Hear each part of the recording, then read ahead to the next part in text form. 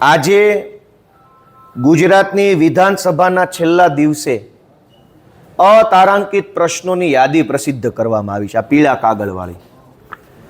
મેં અતારાંકિત પ્રશ્ન એક પૂછ્યો હતો સરકારને, અને સરકારે આજે મને એનો જવાબ આપ્યો છે. આ જવાબ અતારાંકિત પ્રશ્નોની પહેલી યાદી 8મા સત્રમાં પ્રસિદ્ધ થઈ છે. બહુ જ ગંભીર ઘટના સામે આવી છે.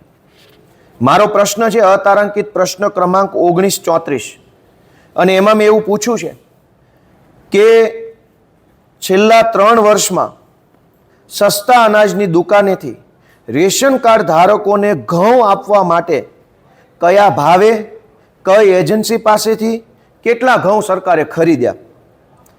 આ જે ઘઉં સરકારે ખરીદ્યા, રાજ્ય સરકારે, એ ઘઉં એની હેરફેર કરવી પડે. માનો કે રાજ્ય કક્ષાએ ખરીદી કરી હોય તો જિલ્લા કક્ષાએ તાલુકા કક્ષાએ મોકલવા પડે, તો એની હેરફેર એટલે કે ટ્રાન્સપોર્ટેશન કરવા માટે કેટલો ખર્ચો થયો.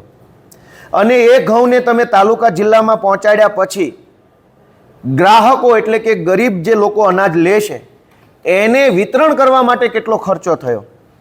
મિત્રો, અત્યંત આશ્ચર્યજનક ગંભીર આંકડાઓ સામે આવ્યા છે. 12 હાથનું ચીબડું અને 13 હાથનું બી, એટલે કે 1 ફૂટે 12 ઇંચનો ફરક પડ્યો. દોસ્તો, ગુજરાત રાજ્યની સરકારે છેલ્લા 3 વર્ષમાં ગરીબોને આપવા માટે જે ઘઉં ખરીદ્યા એ ખરીદીની કિંમત છે 5 કરોડ. 5 કરોડ રૂપિયાના ઘઉં ખરીદ્યા. પછી એ ઘઉં અલગ અલગ જિલ્લા અને તાલુકામાં પહોંચાડવા માટે 100 કરોડ અને 20 લાખનો ખર્ચો કર્યો. હવે તાલુકા જિલ્લામાં જે ઘઉં પહોંચી ગયા એ ઘઉં ગરીબ ગ્રાહકો સુધી પહોંચાડવા માટે 9 કરોડ 71 લાખનો ખર્ચો કર્યો. એટલે 5 કરોડના ઘઉં લીધા, 100 કરોડમાં એ ઘઉં તાલુકા જિલ્લામાં પહોંચાડ્યા, અને 9 કરોડના ખર્ચે એ ઘઉં ગરીબો સુધી પહોંચાડ્યા. આવું સારું કામ ગુજરાતની ભાજપની સરકારે કર્યું છે. વિચાર કરો કે આ તો સોના કરતા ઘડામણ મોંઘું થઈ ગયું.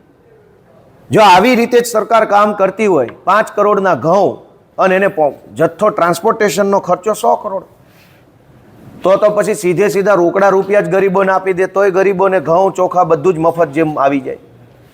આ તમામ બાબતો સાબિત કરે છે કે આ સરકાર ભ્રષ્ટાચારથી ભરપૂર ખદબદી ઉઠેલી સરકાર છે. દરેક મુદ્દાઓમાં ભ્રષ્ટાચાર કરે છે, અને આ ભ્રષ્ટાચાર રોકવા માટે આવનારી સ્થાનિક સ્વરાજ્યની ચૂંટણીમાં જનતા જાગૃત થઈ ઝાડુનું બટન દબાવે એવી હું વિનંતી કરું છું.